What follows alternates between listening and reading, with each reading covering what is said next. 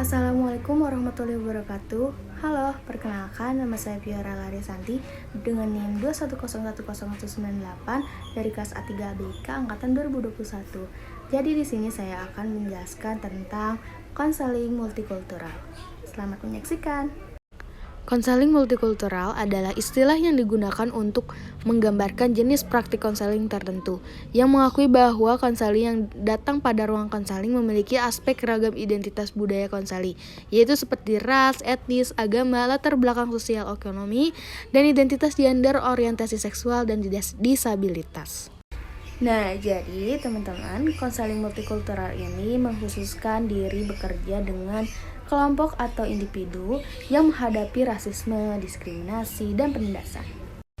Maka dari itu, teman-teman semua, aspek identitas budaya ini perlu diperhatikan dalam proses konseling, karena semakin banyak orang yang latar belakangnya berbeda-beda, dan mereka ini mencari bantuan terhadap permasalahan dan kesehatan mentalnya. Maka sebagai konselor harus mampu mengambil pendekatan holistik dalam memahami dan menangani kebutuhan mereka.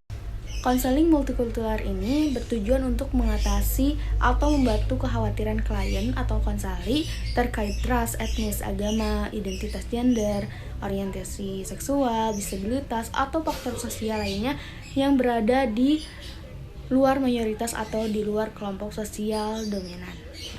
So, konseling multikultural ini menjadi penting karena pada saat ini kita hidup dalam masyarakat yang beragam dan diproyeksikan menjadi semakin beragam pada beberapa dekade mendatang.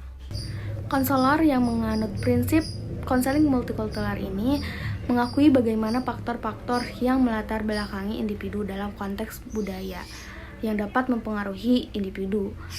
Nah, pemahaman tersebut diperlukan bagi konselor dalam rangka membantu klien atau konseli agar dapat menangani masalah dan kesehatan mental mereka. Selain itu, pemahaman tersebut bagi konselor membantu konselor untuk dapat menyesuaikan rencana intervensi konselingnya secara lebih efektif. Konselor juga menghargai individu, bahwa tidak semua individu itu sama dan setiap individu memiliki ragam latar belakang pribadi yang berbeda seperti ras, etnis, konteks budaya, dan yang lainnya, yang merupakan komponen penting tentang siapa individu tersebut dan memainkan peran penting terkait bagaimana seseorang merepresentasi dunianya dan berhubungan dengan orang lain. Berbagai orang yang berasal dari latar belakang budaya yang berbeda, perbedaan ini tidak hanya mempengaruhi masalah kesehatan mental yang dialami seseorang, tetapi juga persepsi dan hubungannya dengan konseling. Orang-orang dari budaya dan kelompok etnis yang berbeda atau latar belakang sosial ekonomi sering melakukan pendekatan konseling dan kesehatan mental melalui lensa latar belakang budaya mereka.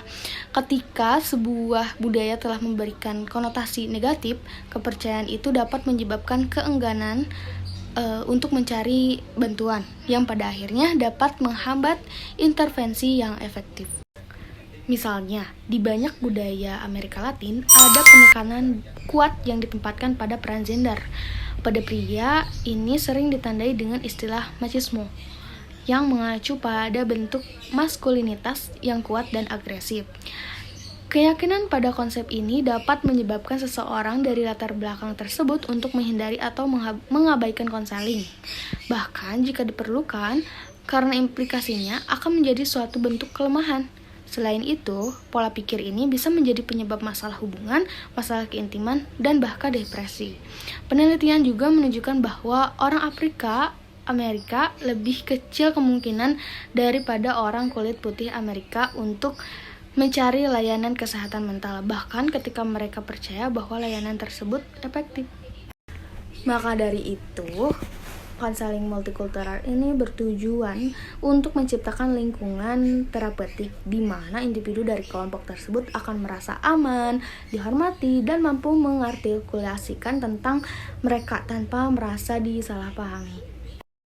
Konselor multikultural yang kompeten akan menunjukkan kesadaran yang signifikan tentang dampak faktor-faktor multikultural yang melatar belakangi individu terhadap kehidupan individu tersebut. Konseling multikultural dapat mengambil banyak bentuk, tetapi secara umum ada lebih banyak penekanan pada latar belakang, pengalaman, dan kebutuhan unik klien individu. Teori yang mendasari konseling multikultural tidak terkait dengan pendekatan mazhab konseling tertentu, sehingga dapat diterapkan pada berbagai pendekatan konseling seperti cognitive behavior, gestalt, silent center, dan lain-lain, dan berbagai setting konseling seperti konseling pernikahan, konseling keluarga, komunitas, dan setting konseling lainnya yang sesuai selama konselor dapat memahami kesulitan yang mempengaruhi perkembangan konseli yang terpinggirkan dan masalah unik yang mereka hadapi. Jadi ketika konseling bersifat eklektik, pengaruh budaya klien harus ditimbang setiap aspek proses terapeutik. Cukup sekian yang saya jelaskan tentang terkait materi konseling multikultural. Mohon maaf jika ada kata-kata atau sepatah kata yang salah.